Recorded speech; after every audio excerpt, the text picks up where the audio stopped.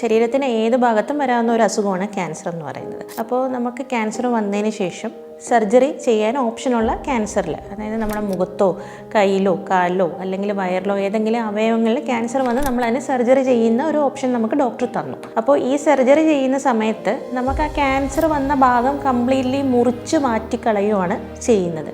ഇപ്പോൾ ഉദാഹരണത്തിന് പറയുവാണെങ്കിൽ നമ്മളെ വായിൽ വരുന്ന ക്യാൻസർ ആണെങ്കിൽ നമ്മളെ നാക്കിൽ ക്യാൻസർ വരുവാണ്, അല്ലെങ്കിൽ നമ്മളെ താടിയെല്ലിന് ക്യാൻസർ വരുവാണ്. അങ്ങനെയൊക്കെ ആണെങ്കിൽ നമ്മൾ അത്രയും പാർട്ട് ഓഫ് താടിയെല്ല് നമ്മൾ മുറിച്ച് മാറ്റും, അല്ലെങ്കിൽ അത്രയും പാർട്ട് ഓഫ് ടങ് നമ്മൾ സർജറി ചെയ്ത് മാറ്റും. അപ്പോൾ ഇത് മാറ്റി കഴിയുമ്പോഴത്തേക്ക് നമ്മൾ പഴയ ആ ടങ് ഇരുന്ന ഭാഗത്ത് അല്ലെങ്കിൽ ഈ ജോബോൺ ഇരുന്ന ഭാഗമൊക്കെ ഭയങ്കരമായിട്ട് വൈകല്യങ്ങളായിട്ട് വികൃതമാകാറുണ്ട്. അപ്പോൾ അങ്ങനെ വൈകല്യങ്ങളാകാതിരിക്കാൻ വേണ്ടിയിട്ട് ചെയ്യുന്ന പ്രൊസീജിയേഴ്സ് നമ്മൾ റീകൺസ്ട്രക്റ്റീവ് പ്ലാസ്റ്റിക് സർജറി എന്ന് പറയും. അപ്പോൾ അവിടെയാണ് നമ്മൾ മെയിനായിട്ട് ക്യാൻസറിന് പ്ലാസ്റ്റിക് സർജറിയുടെ റോള് വരുന്നത്.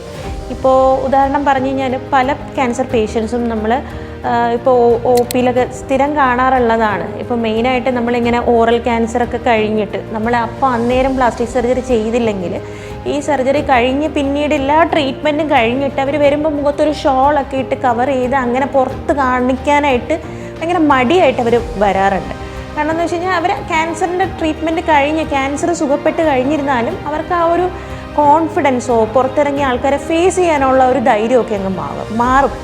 അപ്പോൾ അവിടെയാണ് പ്ലാസ്റ്റിക് സർജൻ്റെ റോള് പ്രധാനമായിട്ട് നമ്മൾ കാണാറുള്ളത്. നമ്മൾ ക്യാൻസർ ക്യൂർ ചെയ്യുന്നതിനൊപ്പം അവരെ പഴയ ജീവിതത്തിലോട്ട് എത്തിക്കാൻ ശ്രമിക്കുന്ന ഒരു കാര്യമാണ് ചെയ്യുന്നത്.